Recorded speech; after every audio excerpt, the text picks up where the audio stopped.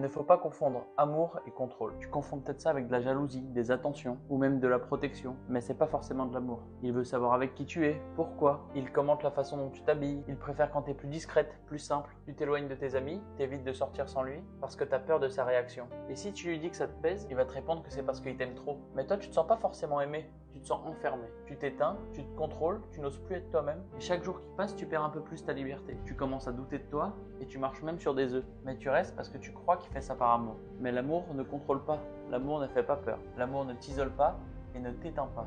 Ce qu'il est en train de faire, c'est pas de la passion, c'est de la possession. Et ça, c'est dangereux. Parce que plus tu restes dans cette situation, plus tu t'oublies. Et le jour où tu voudras partir, tu ne sauras même plus comment faire. T'as pas à te justifier d'exister. T'as pas non plus à demander la permission d'être toi-même. Un homme qui t'aime vraiment, il t'élève, il t'encourage et logiquement, il te fait confiance. Donc s'il essaye de tout contrôler, c'est pas de l'amour, c'est plutôt de la peur déguisée et tu ne mérites pas ça. Si tu te reconnais dans ce que je viens de dire, tu as le droit de partir, tu as le droit de dire stop, tu as le droit de te choisir. Et si tu as besoin de soutien ou de force pour te retrouver, pour sortir de cette emprise, alors on a justement écrit un e-book pour ça et si tu te choisissais enfin.